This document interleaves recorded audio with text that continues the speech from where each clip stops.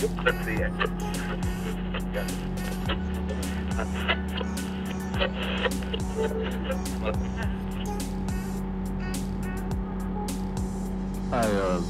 I recently wrote a story with an AI, with a chatbot.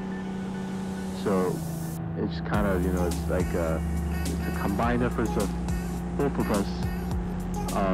And it's a little sci-fi story that because me and an AI wrote it. It started off as with actual paragraphs of actual stories, but it slowly descends into just random sentences and thoughts. But everything sort of connects together, and I think it's a beautiful little piece. So here it is.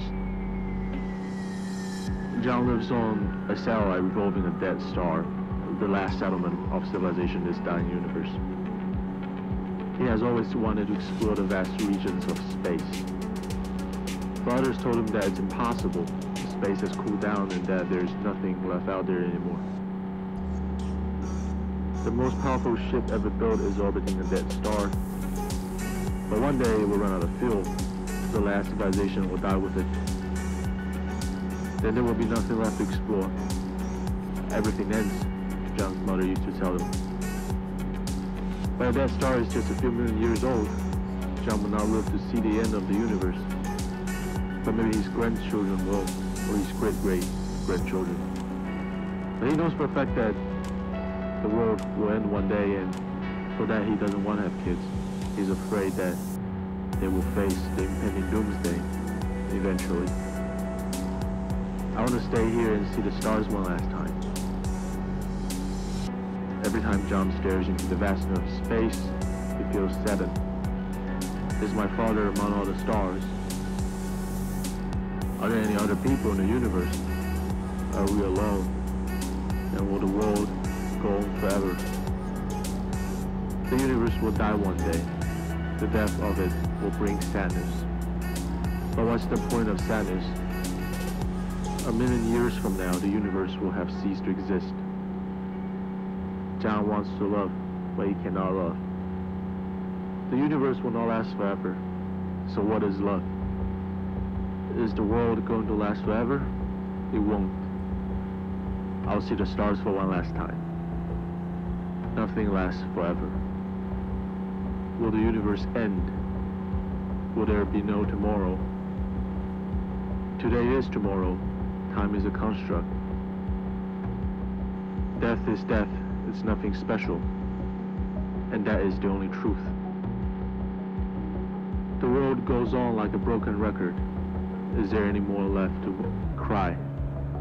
Is there anyone left to cry? Why cry?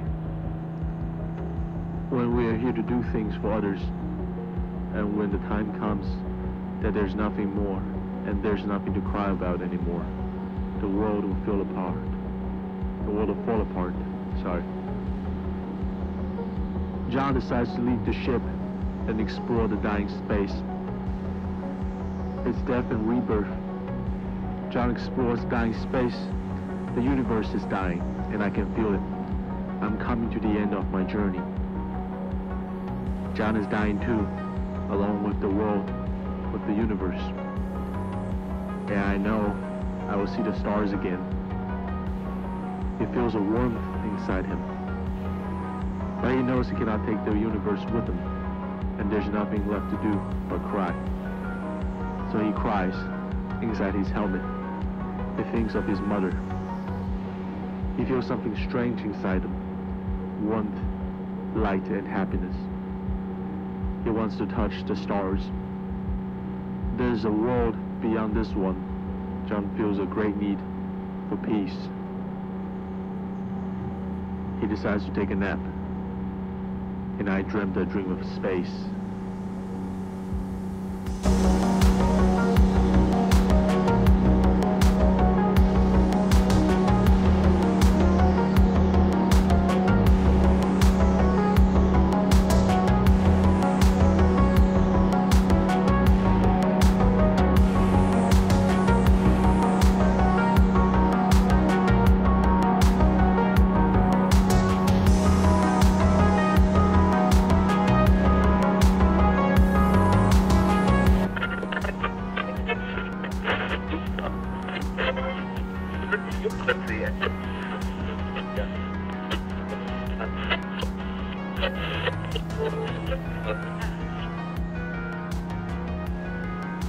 sometimes I feel that certain people in my life,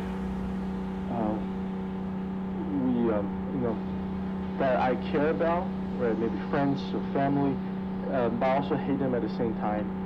It's like, I know you're my family and I love you and all that, but every time I see you, you get on my nerve and I want you to leave, right?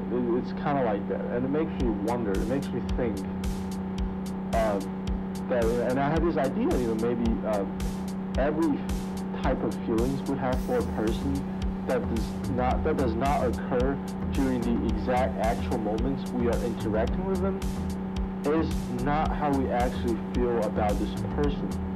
And to elaborate, let me put it this way. Whenever we think about a person, right, in our head, we think about a person, we are subconsciously, and it's inevitable that we are objectifying them. And we're not objectifying, I'm not saying it in a bad way, because what I'm really saying is, whenever you think of someone, while you're not interacting with them directly, that they're not in front of you, whenever you think of a person, you're really thinking about the assumptions or the impressions you have of the person, right? However, it might be an elaborate assumption, or it might be a very vague one, or it could be accurate, it could be inaccurate, but it's an assumption, right? It's an impression nonetheless. Right? When you think about a person, you're really thinking about the collection of memories and knowledge and history and experiences you have had with this person, or that you know of this person. Right? You think about everything around this person that builds this impression you have of them. And what that really means is that when we think about people, we don't think about them, right? I mean, put it this way: our brain is a computer, and everyone else's consciousness are programs that run on their computers, right? You can't run other people's programs on your computer because it's not installed on yours, right? What you have in your computer is footages of other people's programs running, right?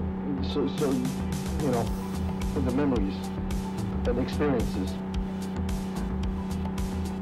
So really, to put it this way, are we really interacting with people, right? Because when you interact with the world, when you interact with people, what you're really doing is you are reacting to the footages or everything, the images and the sound and all that your brain is rendering, that based off senses that's put into your brain by your nose and your eyes and your skin and all the things you physically feel, but you don't actually feel them until they're sent to your brain, and and then you react to it. So basically, your brain is simulating the world based off all the senses that you have, and we are reacting to the simulation. So in actuality, we are all just interacting with our own simulation, but the simulation is perfectly synced, so the world makes sense to us. But I guess there's that.